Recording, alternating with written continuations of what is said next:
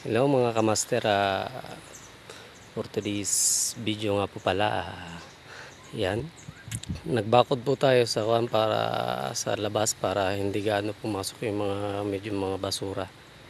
Tsaka yan pala yung mga bakawan na tinanom ko dati, medyo malalaki na rin sila.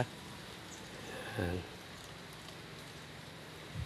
Tapos katatapos lang din pala natin maglagay ng net. Itong net kasi is epektibo kasi ito siya na pamamaraan. Kasi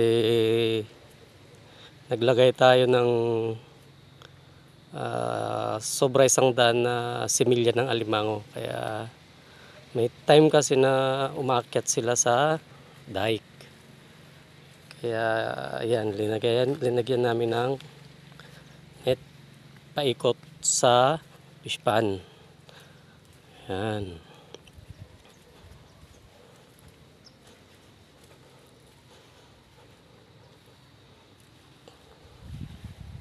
Para hindi sila makatakas.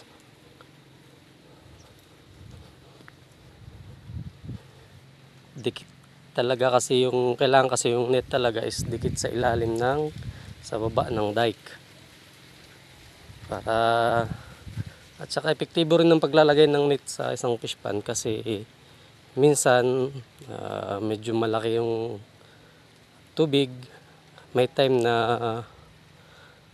mas tumataas yung level ng tubig kisa sa dike, kaya nga nagpatong tayo doon ng mga 2 dangkal.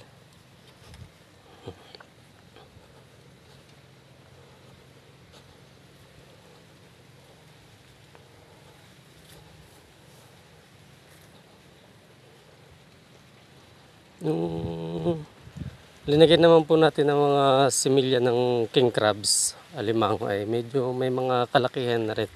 Kasi dito sa amin murang bintahan ng similya ng alimango. Yan. Ito pala yung tanim ko na bamboo.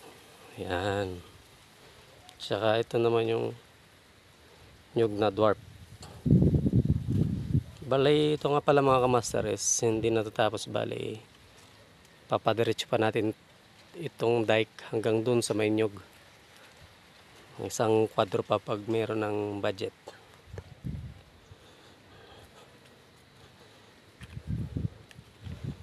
Yan. Para po hindi umakat sa ilalim is iniipitan po natin yan sa ilalim ng mga pansipit. Mga pansipit sa ilalim para dumikit lalo ang net.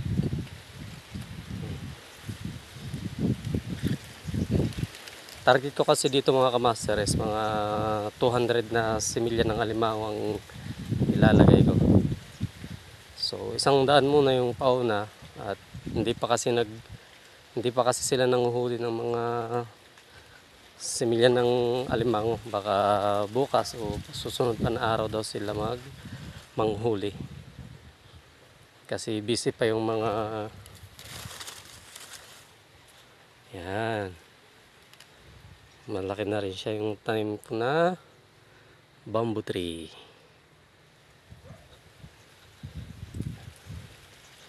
Yan.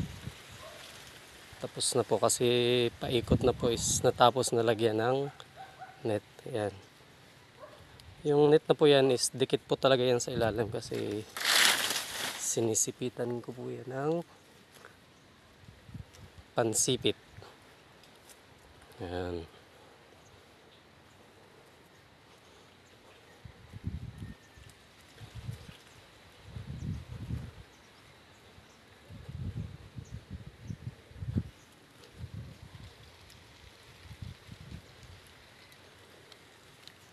Hanggang dito po yan sa may pretel.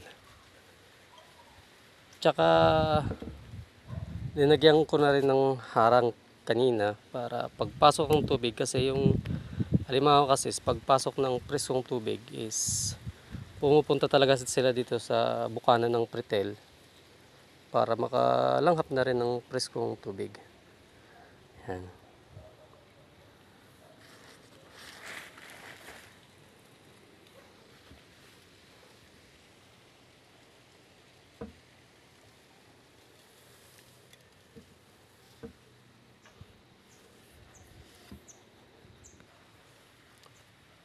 Ayan po mga master yung net na kinabit ko kanina sa may pretel. Bukanap. Ayan. Saka yan po yung mga pansipit. Yan. Ninalagyan po yun ng pansipit para dumikit talaga yung net sa dike.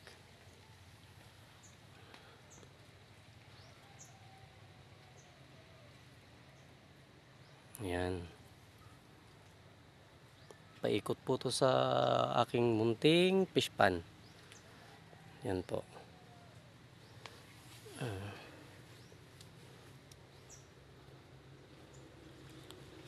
Mamaya po ay magpapakain tayo ng alimango. Mas maganda po kasi magpakain ng alimango kapag hapon o mga hapon. Kasi dun sila lumalabas sa kanilang mga lungga para kumain. Kasi medyo mainit kasi pag tanghali. Kaya sila naman ay nagtatago at pumapasok sa kanilang mga butas. Kaya mas mainam na magpakain ng alimango kapag hapon mga ganitong oras kasi hindi na masyadong mainit at saka sabayan pa ng pagpasok ng presko ng tubig kaya lalabas talaga sila. Mura naman po dito kasi yung bilihan din ng mga isda na pagpakain. Bali bumili ako kanina ng 100, marami na. Sakto-sakto na pang pakain sa 2 araw na pagkain nila. Kasi yung pagpapakain po dito is every 2 days. Papakainin natin sila para naman hindi ma-stuck yung sobrang pagkain at hindi bumaho yung sa loob ng fish pan natin. So, ito nga po pala yung plug ni Master. Yan. So, hapon na mga master. For today's video, yan lang po muna. Update ko po kayo ulit pag magpakain tayo sa sunod na araw. Sa susunod na araw, magpakain tayo. Tsaka, paminsan-minsan is maghuhuli din po tayo ng alimango para makita natin kung gano'n sila kalaki. Update ko lang po kayo sa susunod na video. Yan lang po. God bless. Thank you. At mabuhay po tayong lahat.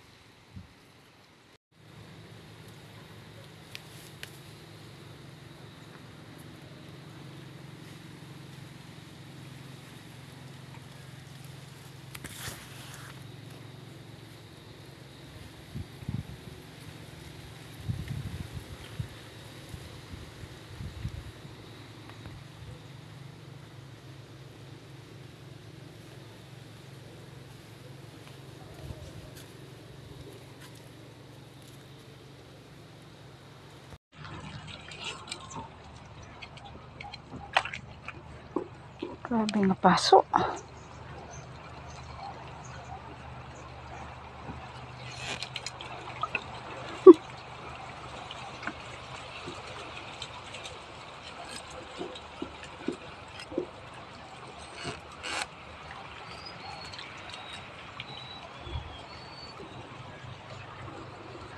Ano pa? Di na.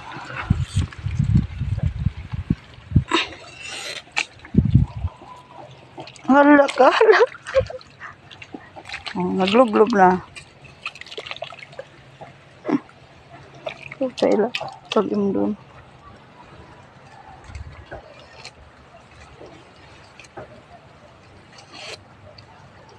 Oh.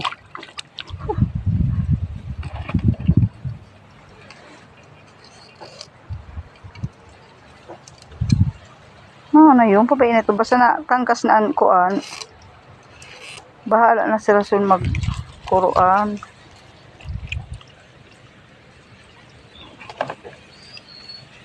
Bahala na sila sito mag.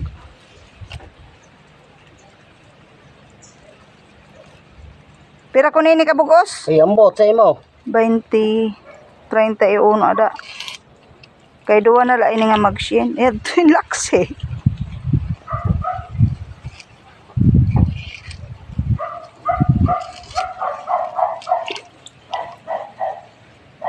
Pira pa? Ay, nakaidto na. Oo. Kumagat pa itong doon sa imo.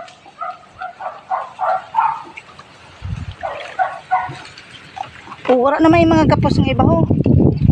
Aray ko. Wala may mga gapos ng iba. Ang laksi. Hindi ho, ikaw ang laho. Hindi ho, nagsurot ho.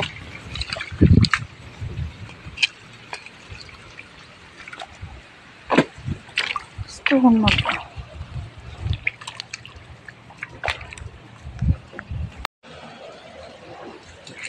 Yan o, sa malubog.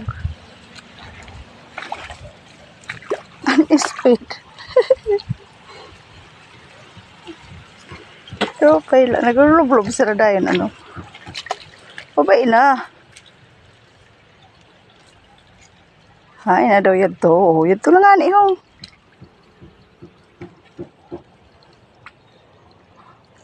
Sila ho, butang din yan.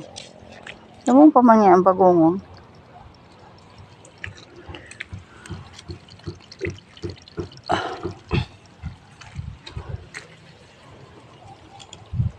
Susawatan sito.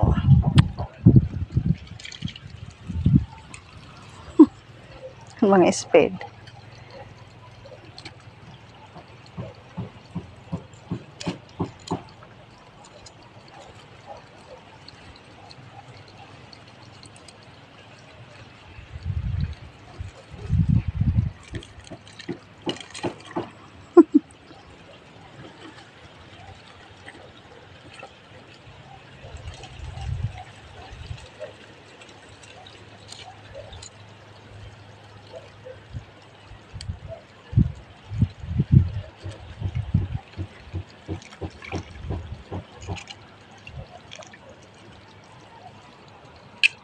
Diyan ho.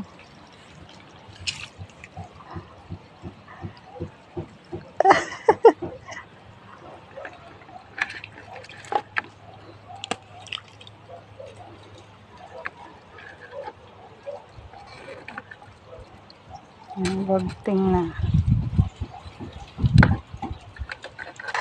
Hala ka. Patumba ha.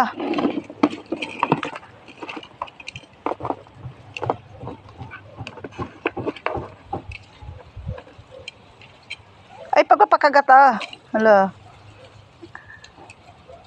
Makakagat nga nito. Timpo. Oh, timpo yun.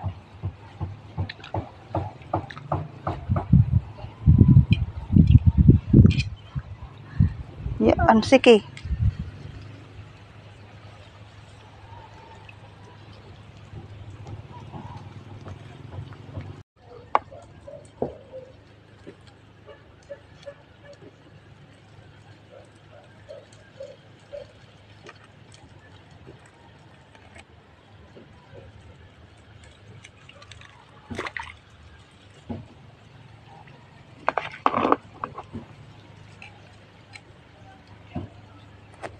Pasok. Dini ho pala kawala din eh. Pala kawala din eh. Pala kawala din. Ito na. Ay.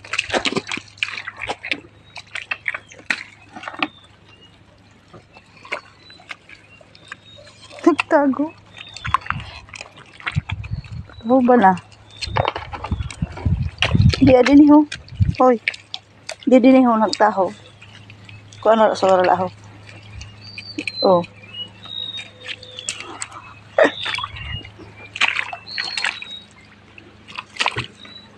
Grabe ng iso.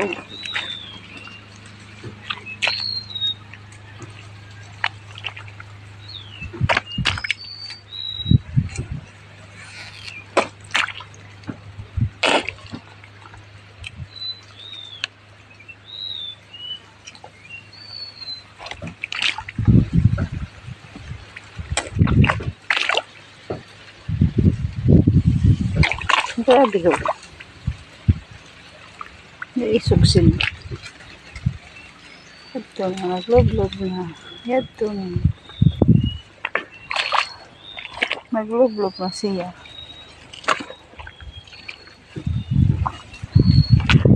Basta mahali lang sa higo, tapos ang sakuan, mahali lang kaniya sa guramoy. Paluyo-luyo. Sugad. Mahali lang ito. Magapo. Bahala na sila siton mag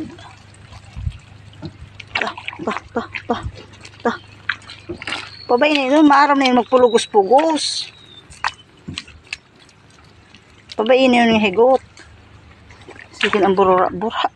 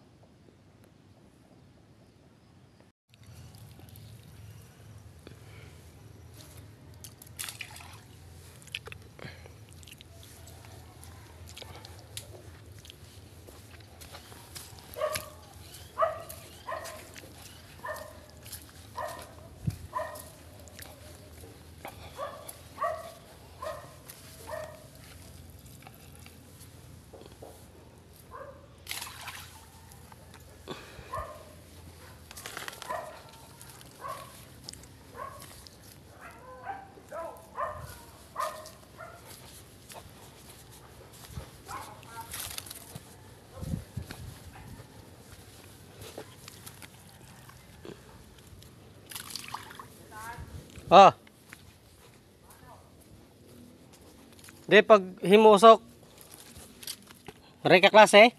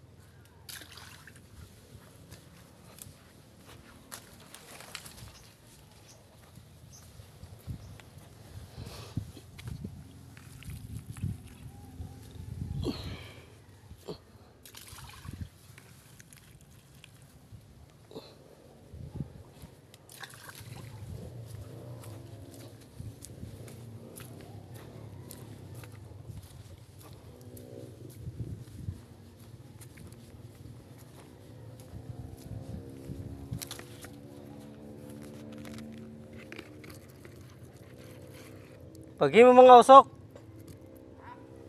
Usok mo na. Kikabitan net.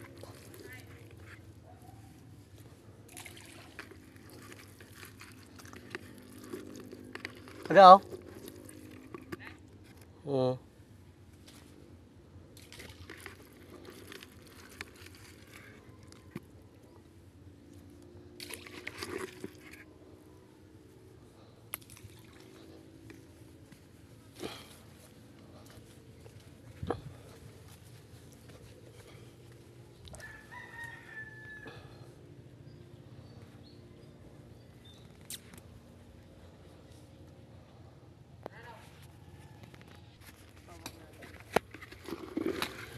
Parang nandito nagtada.